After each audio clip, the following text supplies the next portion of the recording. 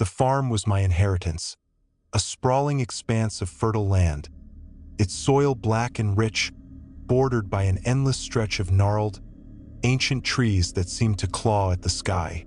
I'd spent my childhood summers here with my grandfather, a quiet man who seldom spoke of the farm's history, but always warned me never to venture into the northern fields after dark. When he passed, the farm became mine, and though I hadn't set foot there in years, I decided to leave the chaos of the city for the solace of the countryside. My first few weeks were peaceful, spent restoring the dilapidated farmhouse and familiarizing myself with the land. But as I ventured deeper into the farm, strange things began to happen. Small at first, like the inexplicable feeling of being watched, the uncanny way the wind seemed to carry faint whispers, and the unsettling realization that the scarecrows in the northern fields seemed to change position. I dismissed it as paranoia, the result of loneliness, until one evening when I found my dog, Max, standing at the edge of the northern fields, growling low and steady. His hackles were raised, and his eyes fixed on something in the distance. Following his gaze, I squinted into the growing darkness and saw a faint, flickering light weaving through the tall cornstalks, like someone carrying a lantern. "Who's there?" I called out, my voice shaky. The light paused, then vanished. Max bolted, barking wildly, and I chased after him into the forbidden fields. The air was thick, almost tangible, and the cornrows seemed to close in around me as I ran. The whispers grew louder, morphing into unintelligible murmurs, and my flashlight flickered, its beam revealing glimpses of shadowy figures darting between the stalks. I caught up with Max in a clearing, where he stood rigid, growling at a grotesque scarecrow that hadn't been there before. Its body was a patchwork of decaying burlap and rotting flesh, its hollow eye sockets leaking a thick, black ooze. Before I could react, the scarecrow moved, its head jerking toward me with a sickening creak.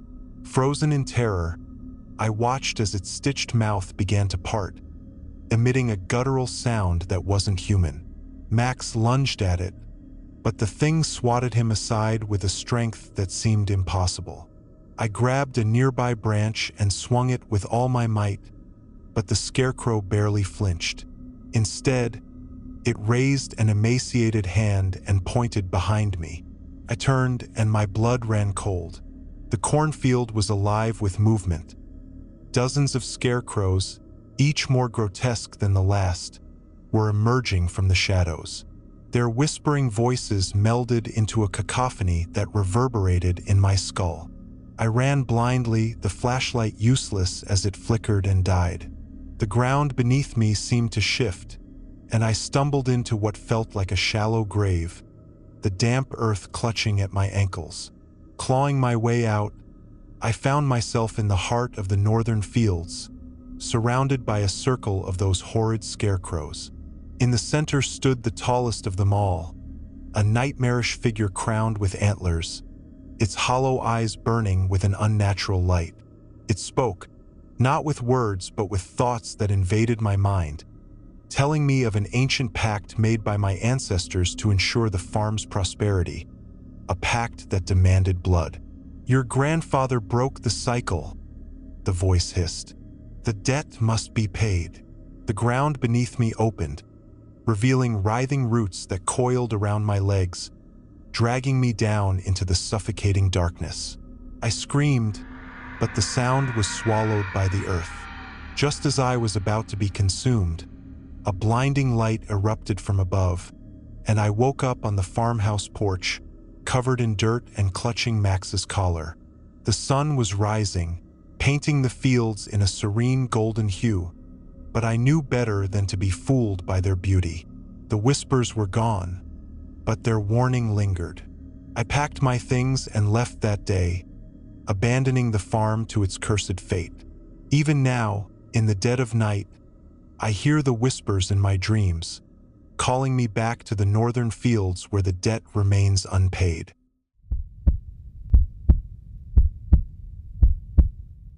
The first time I set foot on the farm after inheriting it from my estranged great-grandfather.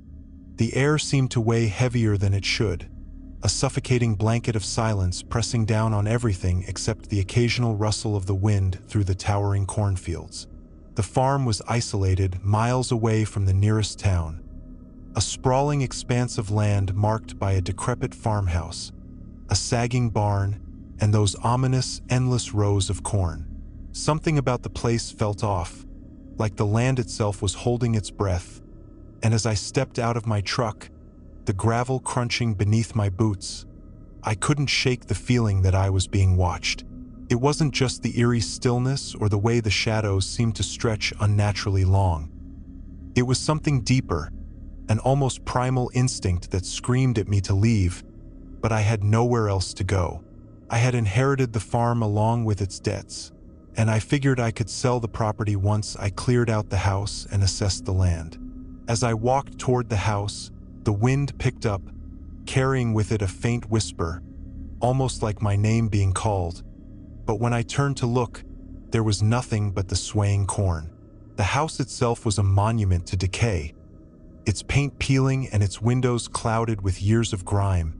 But inside, it was worse. The air smelled of mildew and something acrid, like rotting meat, and the floorboards groaned under my weight as I explored room after room filled with dust-covered furniture and faded photographs. One picture caught my eye, a black and white portrait of my great-grandfather standing in front of the barn, his expression grim and his eyes unervingly sharp, almost alive, as if they were watching me. That night, as I tried to sleep on the old, creaky bed in the master bedroom, I was awakened by a sound, a low, rhythmic thumping coming from the barn. I tried to convince myself it was just the wind or some old machinery left behind, but curiosity got the better of me. Armed with a flashlight, I ventured outside, the beam of light cutting through the darkness as I approached the barn. The doors, massive and weathered, were slightly ajar, and as I pushed them open, the thumping stopped. Inside, the barn was filled with farming equipment, bales of hay, and an overwhelming sense of wrongness. In the center of the dirt floor was a circular patch where nothing grew, surrounded by strange symbols carved into the wood and dirt, their meaning alien and sinister. As I examined the symbols, I noticed the faint outline of handprints in the soil, as if something or someone had been crawling out of the ground. A sudden crash behind me made me whip around, but there was nothing there, only the barn doors swinging slightly in the breeze. Shaken, I returned to the house, locking every door and window. The whispers began again, louder this time, echoing from the walls themselves, and I swore I could hear footsteps pacing just outside my bedroom door. The next morning, I decided to investigate the cornfields, determined to find some rational explanation for the unease that had taken hold of me. As I pushed my way through the tall stalks, I noticed strange, intricate patterns in the soil, like crop circles but more chaotic, as if they were formed by something writhing in agony. The deeper I went, the darker it seemed to get, the sun above obscured by the dense canopy of corn. That's when I found it. A scarecrow standing at the heart of the field, its burlap face twisted into a grotesque grin and its wooden arms outstretched as if to welcome me. But this scarecrow was different. Its body was covered in strange, fleshy growths, and the air around it buzzed with an unnatural energy. I reached out to touch it, and the moment my fingers brushed the burlap, the whispers turned into screams. The stalks of corn began to thrash violently, and I stumbled back, running blindly through the maze of crops until I finally burst out into the open air. Over the next few days, the farm seemed to come alive in the most horrifying ways. Shadows moved where there should be none. The whispers turned into mocking laughter, and the thumping in the barn grew louder, more insistent. One night, I awoke to find muddy footprints leading from the front door to my bedroom, stopping just short of my bed. The following evening, I discovered claw marks on the walls, deep grooves that seemed to pulse with an otherworldly light. Desperate for answers, I delved into the farmhouse's dusty attic, where I uncovered an old leather-bound journal belonging to my great-grandfather. Its pages were filled with frantic scribbles about the harvest, an ancient ritual meant to ensure the land's fertility, but at a terrible cost. He wrote of the scarecrow as a guardian, a vessel for something far older and far darker than any man could comprehend. The last entry read, "The watchers grow restless. Blood must be spilled." As I read those words, the barn doors slammed open on their own, and the rhythmic thumping became a deafening roar. I realized then that the farm wasn't just cursed. It was alive, feeding off the fear and suffering of anyone who dared to claim it. That night, I made a decision. I would burn it all down, the house, the barn, the fields. I doused everything in gasoline, the acrid fumes stinging my nose, and struck a match. But as the flames consumed the barn, I heard them, the voices, no longer whispers but an ear-splitting cacophony of rage and anguish. The ground beneath me began to tremble, and the scarecrow emerged from the cornfields, walking on spindly legs, its burlap face now a mask of pure hatred. I ran to the house, but the walls were bleeding, the windows filled with faces screaming silently. The flames were spreading, but they did nothing to stop the watchers, whose shadowy forms were closing in from every direction. As the fire consumed me, I realized the truth. The farm wasn't a place. It was a prison, and I had become its latest prisoner. Now, I am one of them, a shadow among the corn, waiting for the next soul foolish enough to inherit the harvest of shadows. I inherited my father's farm not out of love or interest but out of obligation, a place where my childhood was drowned in endless labor and my mother's silence about why we never left. The day I returned to Oak Hollow, the land seemed alive, pulsating under the weight of decades-long neglect. The fields were overgrown with a tangle of weeds, but deeper in the property, the rows of crops stood unnaturally vibrant, despite years without care. Corn as tall as giants swayed in a wind I couldn't feel, their stalks whispering secrets in voices I couldn't understand. The farmhouse was no better, its paint peeling, its shutters hanging loose like broken bones, and its air thick with the scent of mildew and something sour, something wrong.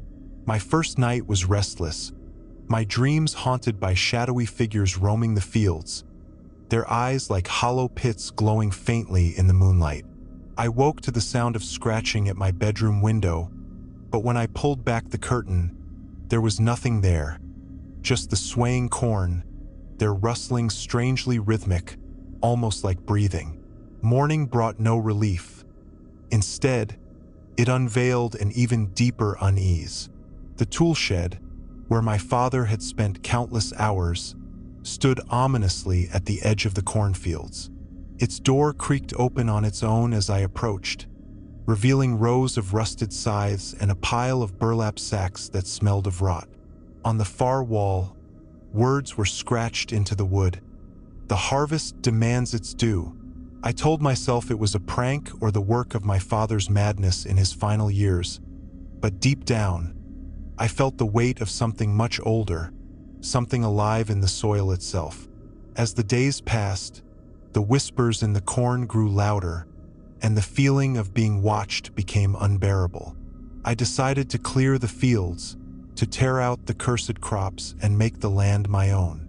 Armed with a scythe, I began cutting through the tall stalks, their sap sticky and dark, like blood. The work was grueling, and every swing of the blade seemed to stir the earth beneath my feet, as though the farm itself resisted my intrusion. By the time dusk fell, I had cleared only a small patch, but the whispers had grown into a cacophony, voices layered upon voices, speaking in a language I couldn't comprehend. That night, I awoke to the sound of footsteps on the wooden floorboards. Grabbing a flashlight, I crept downstairs, only to find the front door wide open, swinging gently in the breeze. Outside, the cornfields were alive with movement, shadows darting between the stalks. My flashlight flickered, its beam catching glimpses of figures too tall, too thin to be human. Their heads turned toward me in unison, glowing eyes piercing the darkness. I slammed the door shut and locked it, my hands trembling. The whispers were louder now, seeping through the walls, calling my name. When dawn finally broke, I found the field I had cleared completely restored, the corn taller and denser than before. Desperation drove me to the old family records stored in the attic, where I discovered journals written by my father and his father before him. Their entries told of a pact made generations ago, a deal with something beneath the soil to ensure a bountiful harvest. The terms were simple. The land would prosper, but the farm's bloodline would belong to it.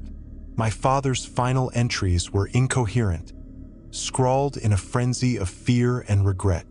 "It's my turn," one read. "I can hear them calling me to the fields." Another simply said, "The scarecrow watches." My blood ran cold as I recalled the scarecrow standing at the center of the largest field, a towering figure of straw and burlap that I had always thought of as a harmless relic of the past. Determined to end the curse, I set out to destroy it. The path to the scarecrow was endless, the corn closing in around me, the whispers now screams. When I finally reached it, I saw it up close for the first time. Its eyes were hollow, but they followed me, and its smile, stitched crudely into its face, seemed to widen as I raised the scythe. "You can't," a voice whispered, though no one was there. "You're bound to the harvest." I swung anyway, severing its head from its body. The ground shook violently, and the corn began to wither and die. For a moment, I thought I had won, but then the earth split open beneath my feet. Hands, skeletal and clawed, reached out, pulling me into the darkness. The last thing I saw before the soil swallowed me whole was the scarecrow, standing once again, its head reattached, its stitched smile now a gaping maw of teeth. I don't know how I escaped, but I woke up at the edge of the property, covered in dirt, the farmhouse and fields nowhere in sight. Only the scarecrow remained, its hollow eyes watching as I fled. Even now, miles away and years later, I can still hear the whispers at night, a reminder that the farm's curse is not broken, and one day, the harvest will demand its due again.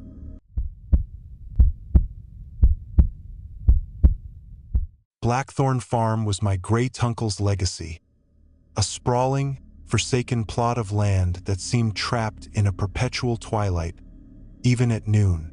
When the news came of his sudden, inexplicable death, I was the only family member willing to claim the property. The farm had been abandoned for years, a subject of whispered tales in the nearby town, rumors of disappearances and strange sightings that locals were too terrified to elaborate on. My first steps onto the farm felt like crossing into another realm. The air was heavy, laden with the scent of decay, and the field stretched endlessly, overgrown with tall grass that swayed unnaturally, as if stirred by an unseen force. The farmhouse itself was a skeletal structure, its windows shattered, its roof sagging, and its doors hanging loosely on rusted hinges. Yet, it wasn't the house that unnerved me most. It was the barn, a hulking silhouette at the edge of the property, its entrance obscured by thick, gnarled vines that seemed to pulsate faintly in the dim light. I decided to avoid the barn, focusing instead on the house, but the moment I crossed the threshold, an oppressive chill seeped into my bones. The air inside was stifling, and the walls were covered in strange, spiraling symbols carved deep into the wood. Among them were crude depictions of a horned figure surrounded by shadowy shapes. I couldn't shake the feeling that I was being watched, though no one was there. That night, as I lay on a decrepit cot in what must have once been the living room, I was awakened by a low, rhythmic thumping. Came from outside, from the direction of the barn. Peering out the cracked window, I saw a faint glow emanating from the barn's loft, flickering like candlelight. Gathering what courage I had, I grabbed a flashlight and made my way outside. The tall grass brushed against my legs, cold and damp, and the thumping grew louder, now accompanied by a low, guttural hum that seemed to vibrate through the ground. As I approached the barn, I noticed the vines at the entrance writhing, pulling back to reveal the door, as if inviting me inside. Against my better judgment, I stepped through. The air was thick, suffused with the stench of rotting meat, and my flashlight barely pierced the darkness. The walls of the barn were covered in the same spiraling symbols, but these were fresher, pulsating faintly as though alive. In the center of the barn, a grotesque altar had been constructed from animal bones, draped in tattered cloth stained with dark, crusted patches. Surrounding it were mounds of earth that resembled shallow graves, some of which appeared to have been recently disturbed. The thumping stopped abruptly, plunging the barn into an eerie silence, broken only by the faint sound of breathing deep, labored breaths coming from the loft above. I pointed the flashlight upward, and its beam fell upon a figure perched in the shadows, humanoid but impossibly elongated, with spindly limbs that ended in clawed fingers. Its eyes glowed with a sickly yellow light, and its head tilted unnaturally, studying me with an intelligence that felt predatory. My legs refused to move as it descended, its movements slow and deliberate, its claws scraping against the wooden beams. When it reached the ground, it stood impossibly tall, its head nearly grazing the barn's ceiling. It spoke, not in words, but in a voice that seemed to bypass my ears and resonate directly in my skull. "You should not have come," it hissed, its tone devoid of malice but heavy with finality. The graves began to shift, the earth crumbling away as skeletal hands emerged, clawing at the air. The flashlight flickered and died, leaving me in darkness broken only by the creature's glowing eyes. I ran blindly, stumbling over the uneven ground as the sound of shuffling feet and guttural moans grew louder behind me. The barn door slammed shut as I reached it, as though the entity itself willed it closed. Outside, the air felt heavier, the stars obscured by a thick, swirling mist that seemed alive. The farmhouse was no longer in sight, replaced by an endless expanse of the same pulsating grass. I kept running, my lungs burning, until I tripped and fell into a shallow pit. The earth around me began to collapse, and I realized with dawning horror that I was lying atop one of the graves. The skeletal hands clawed at me, dragging me down into the suffocating soil as the barn's glow burned brighter in the distance. My screams were swallowed by the ground, and the last thing I saw before the darkness claimed me was the creature, standing at the edge of the pit, its eyes glowing with a terrible satisfaction. When I awoke, I was in my car, parked on the edge of the property, with no memory of how I got there. The barn was gone, as was the farmhouse, replaced by an empty field. I drove away, vowing never to return, but the symbols still haunt me, burned into my mind, and at night, I hear the rhythmic thumping echoing in my dreams, a reminder that Blackthorn Farm is not done with me yet.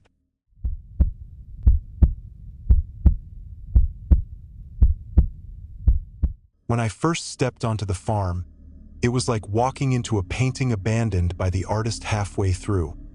A canvas drenched in grays and shadows that stretched longer than they should in the late afternoon sun. It had belonged to my great-grandfather, a man of legend in our family, though not for good reasons. My parents never spoke much of him, other than to say he was an odd man who disappeared one night and was never found. I had inherited the farm unexpectedly, a legal fluke in my family's tangled history, And being at a point in life where everything else had failed, I saw it as a chance to reset. The gravel road leading to the house wound through fields of dead crops, their skeletal remains swaying in the windless air.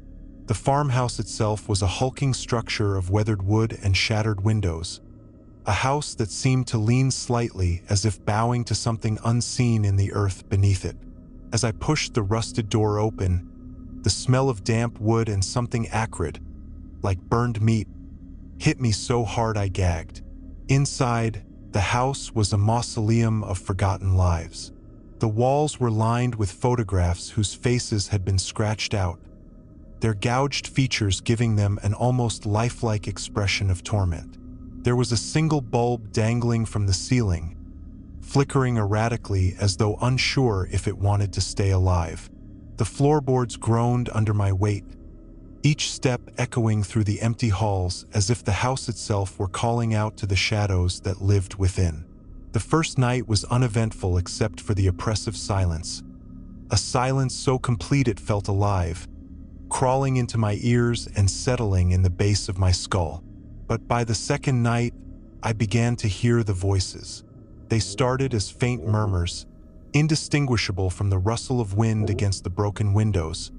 But soon they became clearer, distinct voices that seemed to call my name, asking questions I couldn't understand.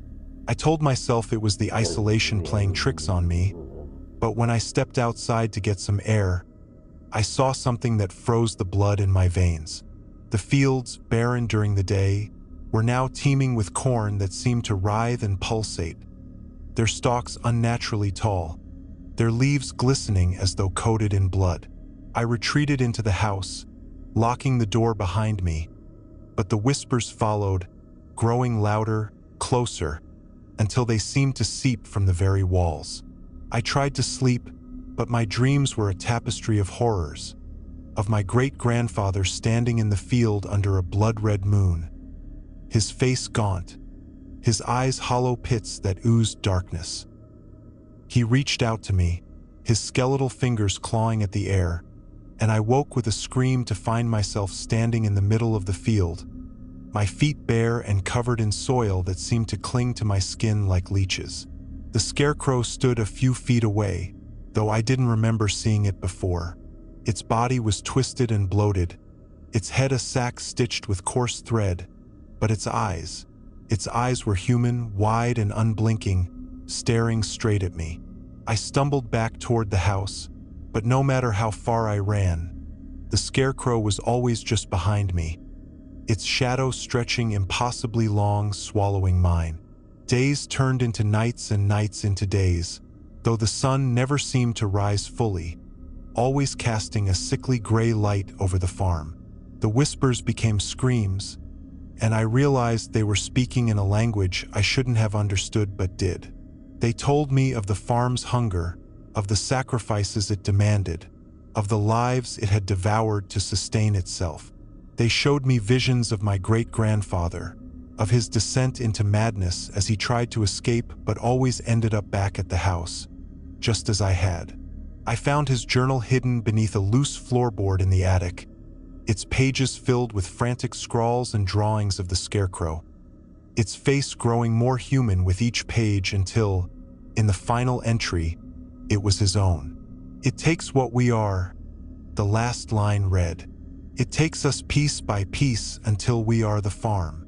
I tried to leave that very night, packing only what I could carry and heading for the car, but the gravel road stretched on endlessly, looping back to the farmhouse no matter which direction I drove.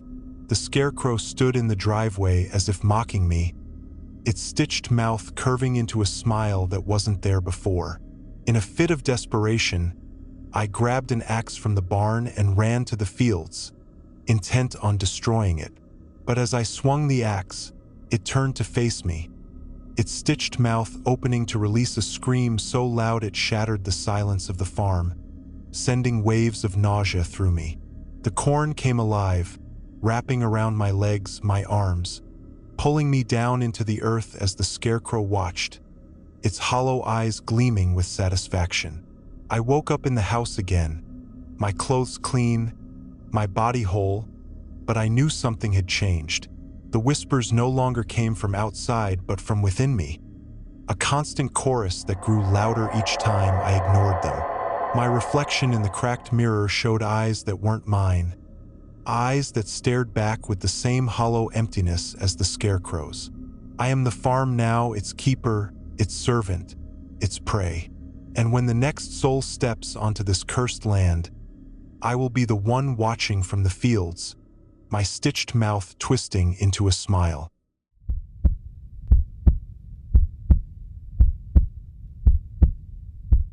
I inherited the farm from my uncle, a man I barely knew and who, judging from the stories I heard as a child, had spent his last years muttering to himself about the land and what lived beneath it.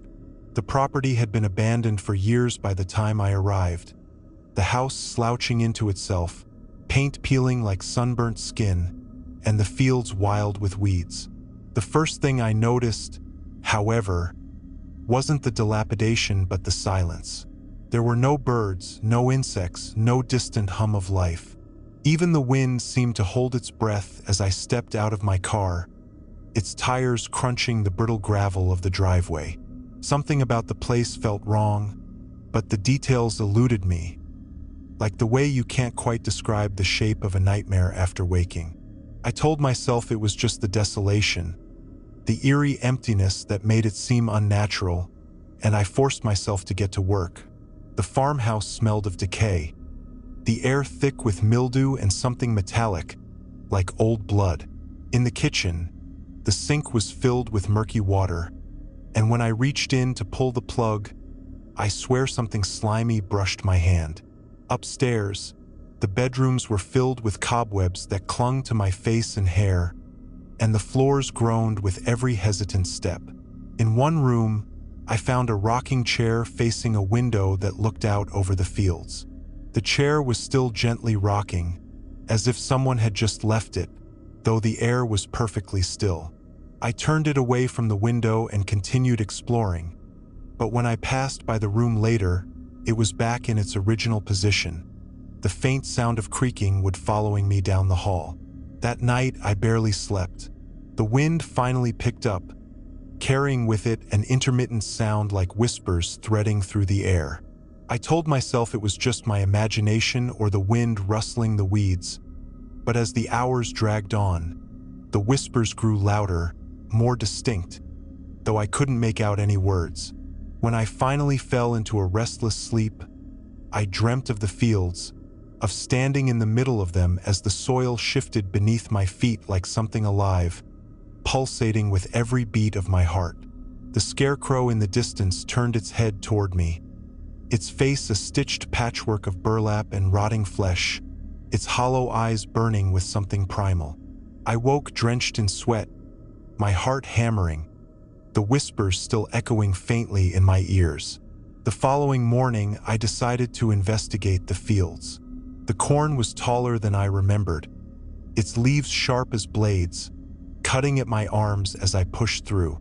The deeper I went, the darker it seemed, the sunlight dimming as if the field were swallowing the light.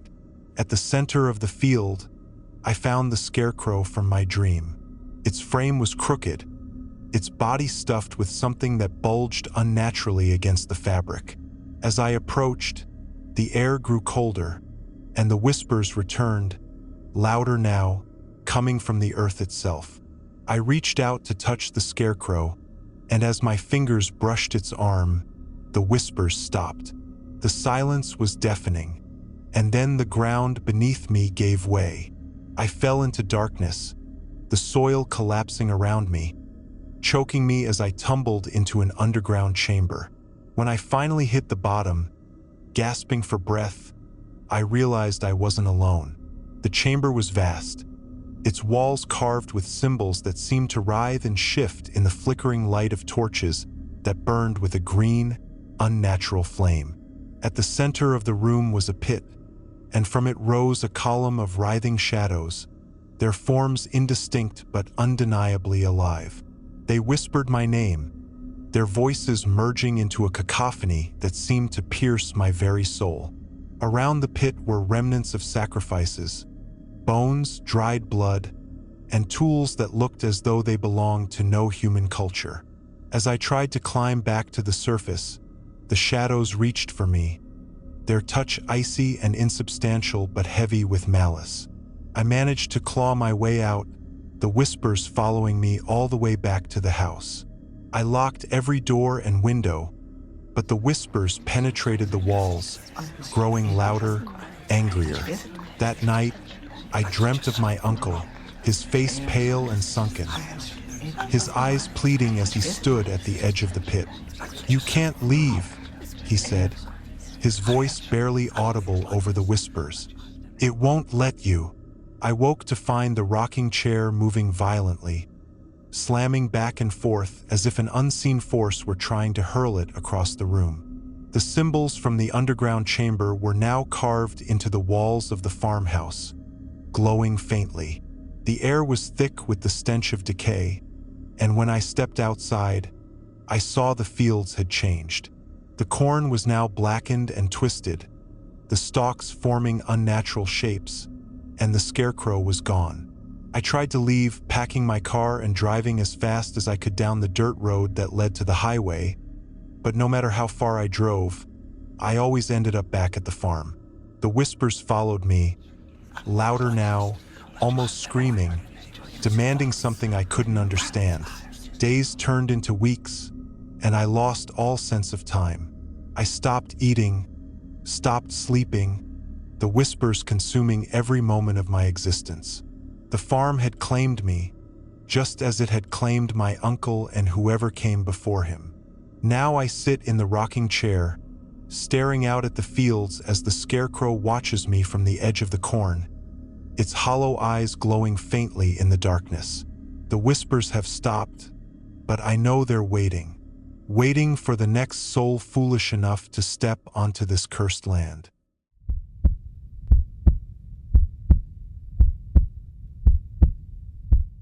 I inherited the farm on my 29th birthday, a gift from a distant relative I never knew, an inheritance no one wanted to claim, yet it fell into my lap like some cosmic joke.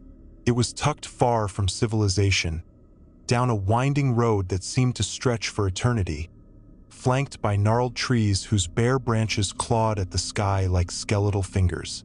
The farm itself sat on a patch of land that seemed too dark even during the day, the sun unable to pierce the heavy, oppressive clouds that hung low over the horizon.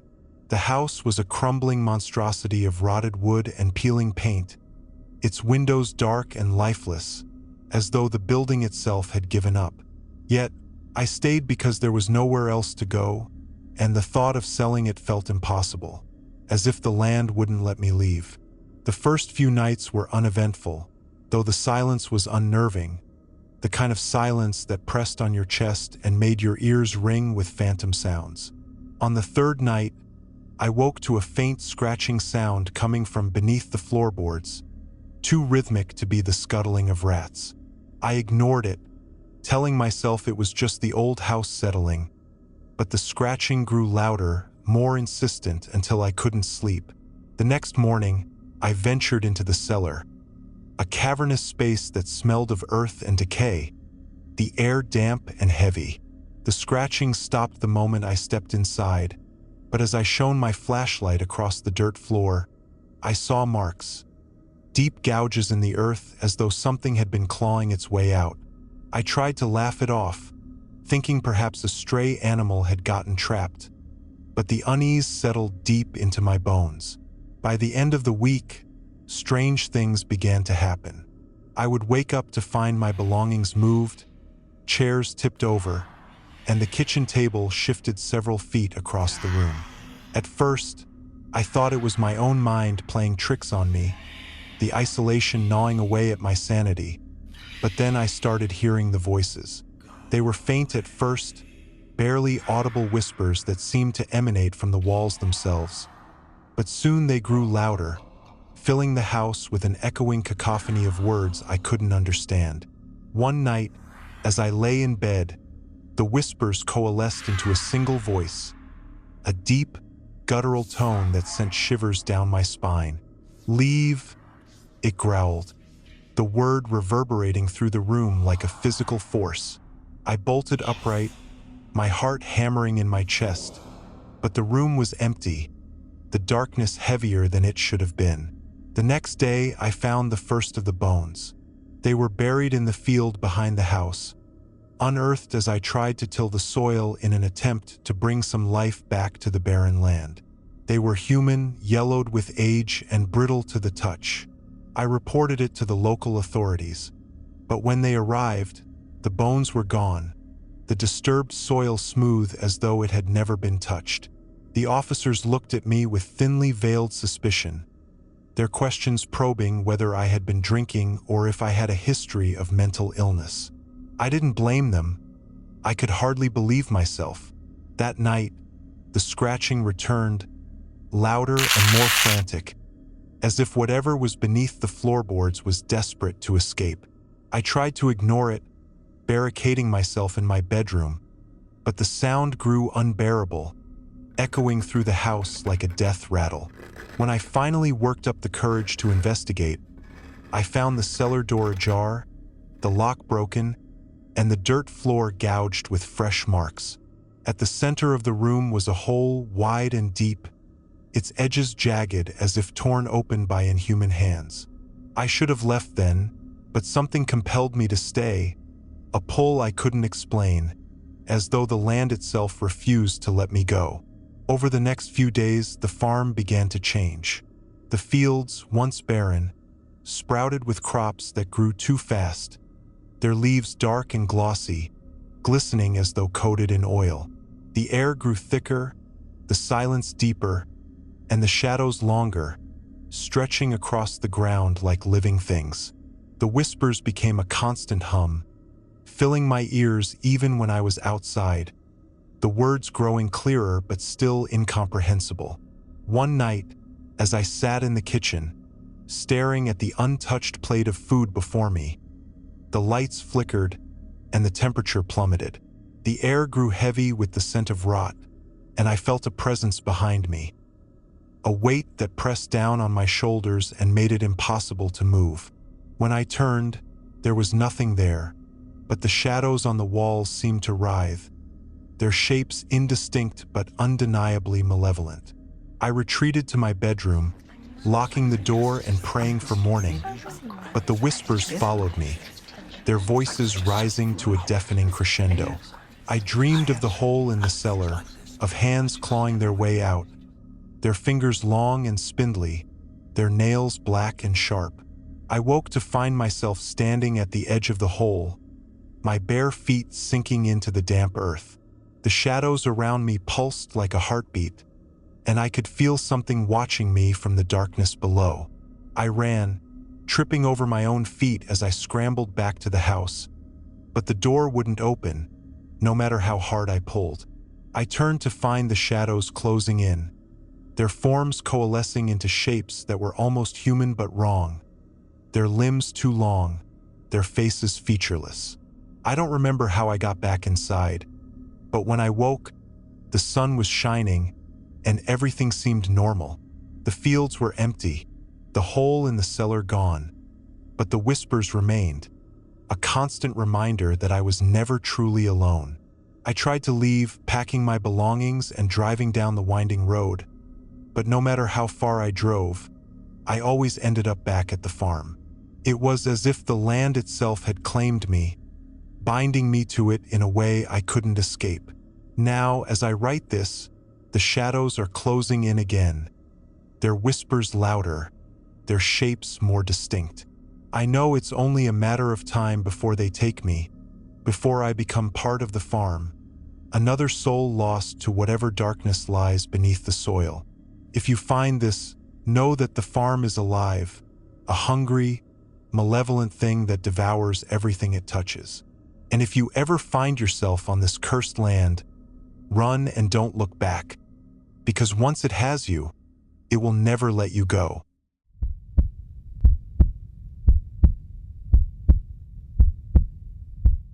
I never planned to return to the farm, not after what happened when I was a child, but life has a way of pulling you back to the places you've been running from, and when my uncle passed away, leaving the family's crumbling estate in my name, I felt I had no choice. The drive there was suffocating, the fields on either side of the road stretching endlessly under a gray, oppressive sky, but the farm itself was worse. Time had not been kind to it. The house sagged under the weight of neglect, its once white walls stained and cracked, and the barn loomed like a hulking shadow on the horizon. Even the air felt wrong, heavy with the scent of decay and something metallic, like blood. I tried to convince myself that my memories of the place were exaggerated, that the voices I had heard in the cornfields and the figures I had seen moving in the dark were nothing more than a frightened child's imagination. But the moment I stepped onto the property, the whispers began again, soft at first, a low murmur that seemed to rise from the earth itself. I ignored them, focusing on the task at hand, cataloging my uncle's belongings and preparing the place for sale. The interior of the house was even worse than I had feared. Dust coated every surface, and the furniture was warped and broken. On the dining room table, I found a stack of old photographs, their edges curled with age. Most of them were of the farm, the fields lush and golden, but in every photo, there was a figure in the background, standing among the crops. It was hard to make out any details, but the figure's posture was wrong, its limbs too long, its head tilted unnaturally. My uncle's journal was on the same table, its pages filled with scrawled handwriting that grew more erratic as time went on. He wrote of strange noises at night, of the crops growing too quickly, too perfectly, and of waking up to find the farmhouse surrounded by a sea of faces, their features obscured by the stalks of corn. "They're watching," he had written on the final page. "They're always watching."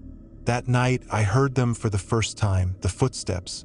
They started just after midnight, slow and deliberate, circling the house. I peered out the window but saw nothing, only the cornfields stretching endlessly under the pale light of the moon. The whispers grew louder, and when I turned back, I saw the figure from the photographs standing in the hallway. Its eyes were hollow, and its mouth, impossibly wide, was moving as if it were speaking, though no sound came out. I blinked, and it was gone. The following day, I decided to investigate the barn, which had been locked for as long as I could remember.